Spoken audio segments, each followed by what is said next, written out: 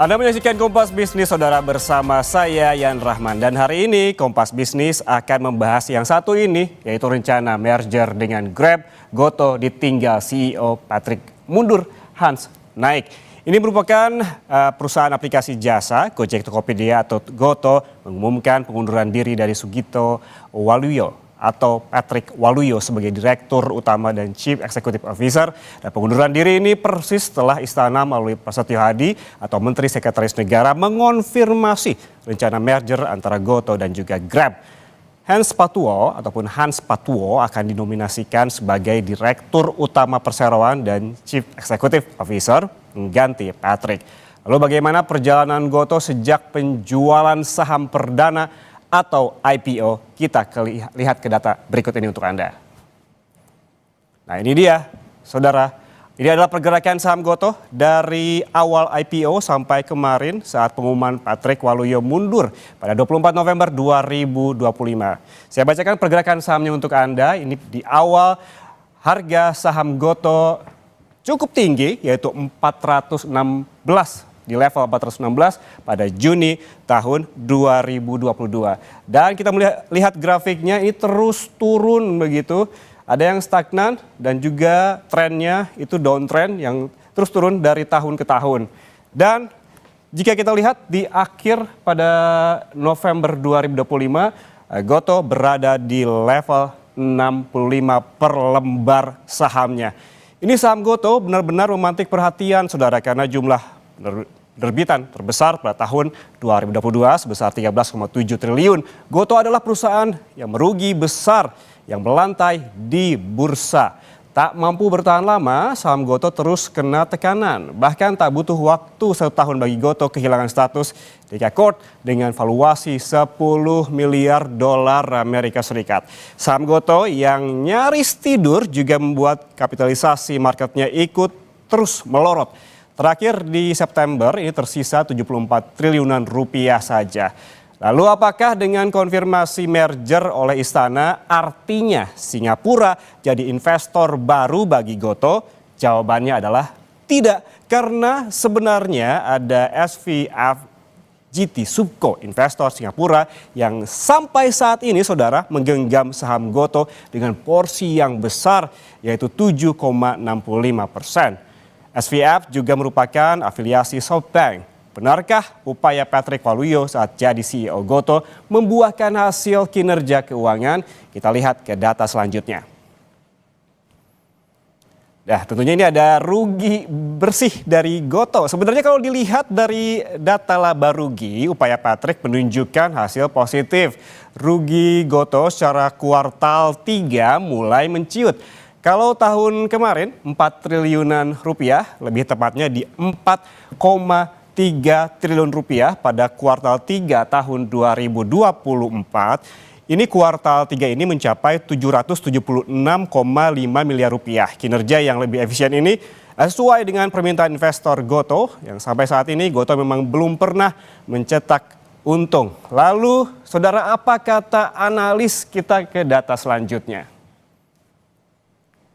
Nah, ini dia menurut analis, saudara, Lisa Camelia Suryanata, Head of Research Kiwum Sekuritas Indonesia, kepada Kompas TV pada pagi ini bilang ini pergantian CEO tidak otomatis merger, tapi dalam kasus Goto pasar berspekulasi ke arah tersebut. Berarti ada spekulasi di sini. Sebelumnya, saudara, investor strategi SoftBank, Alibaba, dan Provident terus mendorong struktur perusahaan yang lebih ramping. Merger atau akuisisi selalu dianggap sebagai jalan pintas untuk memangkas biaya dan juga memperkuat posisi perusahaan. Kemudian, saudara, 2 pekan lalu atau 7 November, Menteri Sekretaris Negara Prasetyo Hadi membenarkan ada rencana penggabungan antara 2 raksasa aplikator ride sharing yang PT Goto Gojek Tokopedia dengan Grab Teknologi Indonesia. Berikut. Pak, bahasanya merger atau akuisisi sih Pak? Tidak Pak, merger atau akuisisi. Masih dicari bentuknya. Pokoknya penggabungan mereka berdua gitu ya, di Indonesia. Mas, itu perintah dari Pak Prabowo atau gimana Pak? Tapi itu hasil diskusi Pak. Ini lagi dicari skemanya. Tapi nggak akhirnya monopoli gitu Mas? Pak? Akhirnya nggak menciptakan monopoli bisnis gitu? Ya, berarti skemanya bisa merger, bisa akuisisi gitu Pak? Ya. Ada deadline-nya nggak Pak kapan? Nggak ada ya, secepatnya kita kalau kerja kan secepatnya yang penting ketemu. Ini hasil pertemuan antara Grab dan GoTo dengan Pak Presiden juga. Iya. Dengan pemerintah, hanya presiden aja. Ini bagian dari Tujuannya apa Pak? Tujuannya? Tujuannya tuh nggak ada yang lain, tujuannya ya untuk semuanya supaya perusahaan ini tetap berjalan, karena bagaimanapun perusahaan ini adalah pelayanan yang di situ tercipta tenaga kerja saudara-saudara kita yang menjadi mitra itu jumlahnya cukup besar, dan sekarang kita tersadar bahwa ojol adalah pahlawan ekonomi, menggerakkan ekonomi. Jadi tujuan utamanya arahnya ke situ. Anda masih bersama kami di Kompas Bisnis, Saudara. Pertanyaannya adalah, lazimkah pemerintah mengintervensi keputusan bisnis terutama pada sektor yang menyerap banyak tenaga kerja informal? Kompas Bisnis akan bertanya kepada ekonom LPM Universitas Indonesia, Teguh Rifki. Mas Rifki, selamat pagi. Apa kabar? Kabar baik tentunya. Mas Rifki, pertanyaan paling awal seperti saya sebutkan di awal. Apakah pergantian CEO ini lazim dilakukan saat isu merger tengah merebak di mana-mana? Ya, sebetulnya kalau kita lihat dari kacamata bisnis, pergantian CEO atau kepemimpinan atau bahkan board of directors itu sebetulnya cukup lazim dilakukan saat merger, saat akuisisi, karena kemudian terjadi pergantian struktur. Jadi memang sebagian ada yang berganti CEO-nya, ada yang enggak gitu. Tapi sebetulnya praktik ini cukup lazim dilakukan apabila ada perubahan struktur dalam sebuah perusahaan tadi. Lalu sebenarnya apa sih pengaruhnya pergantian CEO ke nasib pekerja ke depan? Jadi kan tadi kita sempat membahas ini GoTo dan juga Grab ini merupakan mayoritas begitu di bisnis ojol ini dengan mitra yang begitu banyak. Lalu pengaruhnya pergantian CEO ini kepada pekerja ke depan termasuk kepada mitra seperti apa? Oke, ini kita perlu lihat lagi ya nanti bagaimana dari business planning setelah merger. Kita lihat belakangan memang kalau dari perusahaan teknologi atau tech company memang belakangan terjadi banyak sekali efisiensi. Jadi pengurangan tenaga kerja digantikan oleh AI, digantikan oleh mesin dan seterusnya. Jadi ini yang kita lihat pola belakangan ini. Tapi kemudian kalau dari mitra belum tentu, karena kalau mitra ini kan sebetulnya line bisnis utamanya dari ride hailing seperti Gojek atau kemudian juga Grab gitu. Begitu juga dengan ride hailing lain di luar negeri seperti Uber dan lain-lain. Jadi sebetulnya kalau tujuannya ekspansi atau menjaga market share, sebetulnya mitra ini justru kemungkinan tidak akan berkurang. Oke, artinya terhadap mitra tidak akan ada pengaruh banyak. Iya, harusnya begitu. Kalau kemudian tujuannya ini untuk menjaga market share atau bahkan melakukan ekspansi. Karena memang ini kan mitra atau driver ini bukanlah lini pekerja yang kemudian bisa digantikan oleh mesin dan teknologi gitu. Bahwa memang butuh ada kehadiran fisik, butuh ada pekerja fisik dalam melakukan services tersebut. Harusnya ini tidak akan berdampak atau malah akan ekspansi dari adanya keputusan bisnis ini. Oke, jika terhadap mitra tidak berpengaruh banyak, bagaimana dengan para pekerjanya? Tadi sempat dibahas juga sedikit terutama dari sisi tenaga kerja. Apakah ada risiko PHK karena investor besar mendorong operasional yang juga lebih efisien begitu? Ya, kalau kita lihat sebetulnya kan Grab ini adalah perusahaan yang cukup ekspansif ya, apalagi kalau kita lihat di skopnya ini di Asia Tenggara. Dan memang Grab ini biasa kemudian meranah ke negara-negara lain. Nah, sedangkan kalau kita lihat dari GoTo sendiri, terutama dari sisi ride hailing-nya ini cukup bleeding dan cukup struggling dalam beberapa tahun terakhir. Sehingga ada kemungkinan saat kemudian ini dilakukan merger atau akuisisi atau kemudian melebur jadi satu, ada potensi efisiensi untuk kemudian membuat lini dari sisi GoTo ini lebih profitable atau kemudian lebih sehat. Nah, ini ada kemungkinan bahkan bahwa akan ada terjadi terjadinya efisiensi termasuk dari sisi pegawai atau pekerjanya. Ini di luar yang mitra ya. Tapi kemudian dari pegawai Gotonya sendiri ada kemungkinan ini akan direduksi atau diefisiensikan. Mhm.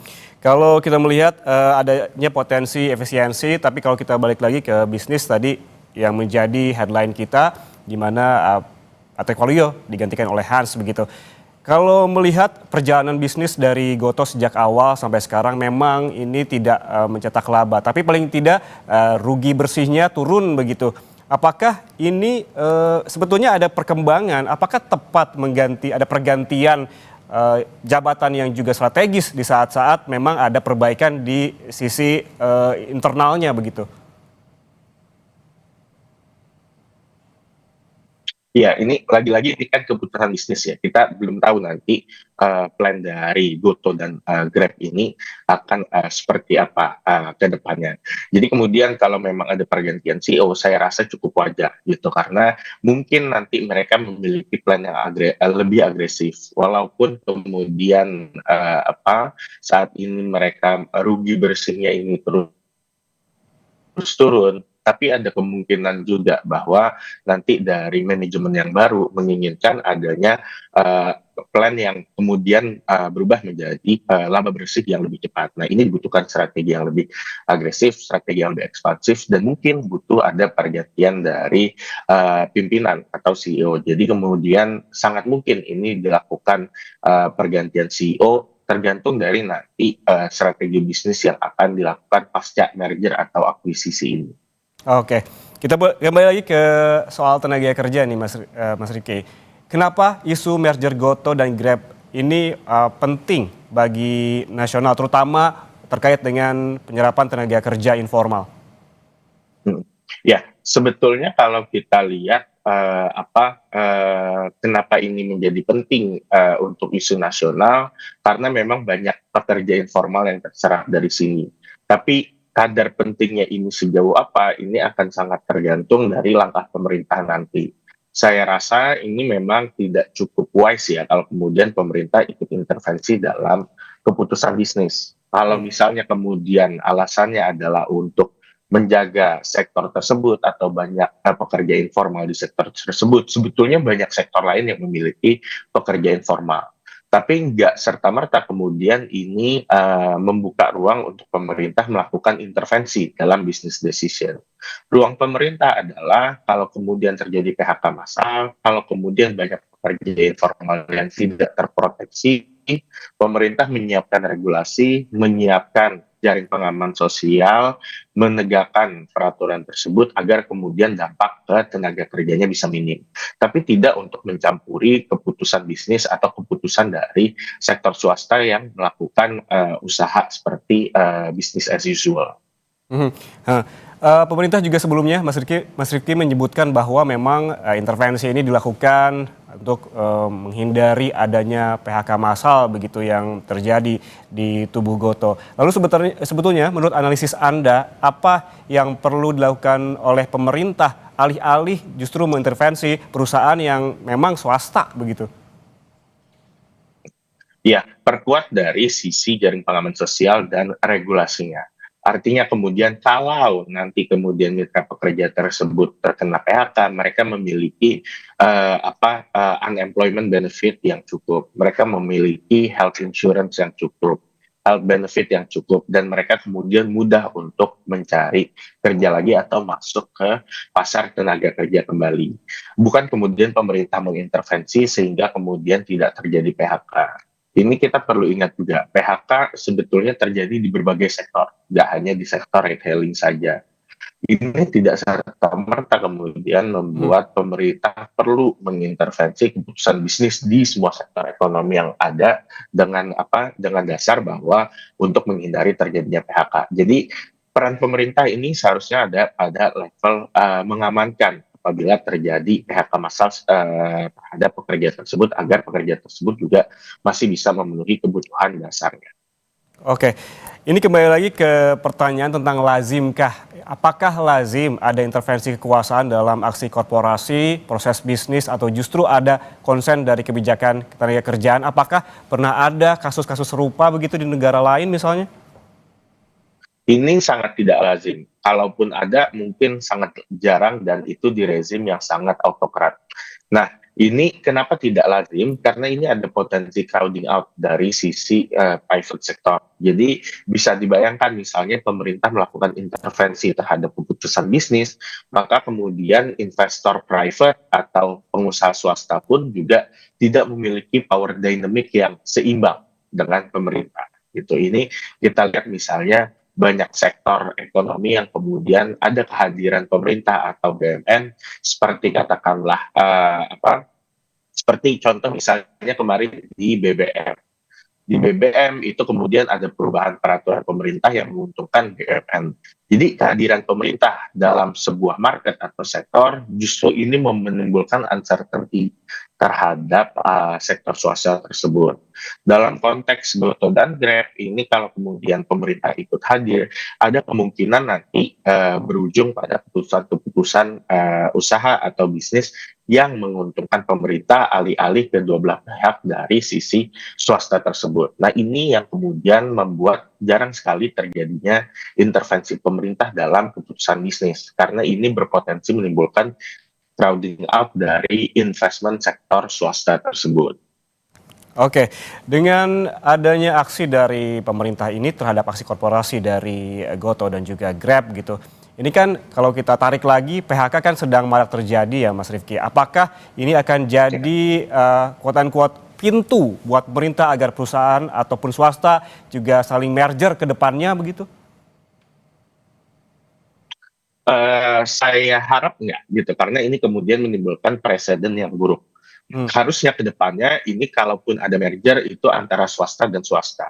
Lalu kemudian di mana peran pemerintah? Peran pemerintah adalah menyiapkan kondisi atau iklim investasi yang mendukung terjadinya ekspansi dari sektor swasta tersebut. Contohnya apa? Contohnya misalnya kemudahan birokrasi, kemudahan perizinan, mengurangi kompleksitas regulasi, kemudian mengurangi praktik perburuan rente atau menegakkan kepastian hukum. Ini adalah hal-hal yang pemerintah bisa lakukan untuk mendorong investasi swasta tumbuh ke depannya. Sehingga kemudian kalau investasi swasta tumbuh ke depannya, ini menciptakan lapangan pekerjaan yang lebih besar lagi. Jadi peran pemerintah untuk kemudian bertindak terhadap lapangan pekerjaan adalah memastikan bahwa iklim usaha, iklim bisnisnya ini kondusif untuk swasta menciptakan lapangan kerja. Bukan kemudian pemerintah mengintervensi atau kemudian berkolaborasi dengan swasta untuk menciptakan lapangan usaha sebagai entitas bisnis. Terakhir, Mas Rifki, ini agar lebih jelas apa yang perlu dilakukan, apakah harus ada regulasi yang jelas agar ada boundaries begitu dari pemerintah terhadap swasta, mana saja batasan yang bisa dilakukan oleh pemerintah terhadap swasta maupun sebaliknya? Ya, perlu ada regulasi dan kedua implementasi dan penegakan dari regulasi tersebut. Saya rasa ini sebetulnya sudah banyak regulasi yang membatasi bahwa pemerintah itu hanya sebagai regulator, bukan sebagai business player di sini. Kalaupun pemerintah sebagai business player, ini bentuknya adalah untuk untuk memenuhi hajat hidup orang banyak yang dilakukan oleh BUMN, bukan oleh pemerintah langsung. Jadi memang saya rasa regulasinya sudah cukup banyak. Bagaimana kemudian pemerintah menaati dan menegakkan regulasi-regulasi tersebut agar pembatasannya ini juga masih tetap terukur dan jelas. Di mana pemerintah sebagai regulator, bisnis player ini sebagai pelaku usaha untuk menciptakan lapangan kerja. Oke, baik, berarti regulasinya sebetulnya sudah banyak. Bagaimana caranya ini pemerintah juga menaatinya dan juga swasta juga tentu turut berkontribusi untuk menaatinya, dan juga yang perlu diperhatikan soal memastikan kondusivitas terkait dengan lapangan kerja di Indonesia begitu ya. Terima kasih Teguh Rifki, ekonom dari LPM Universitas Indonesia telah bergabung bersama kami di Kompas Bisnis. Sehat selalu. Terima kasih.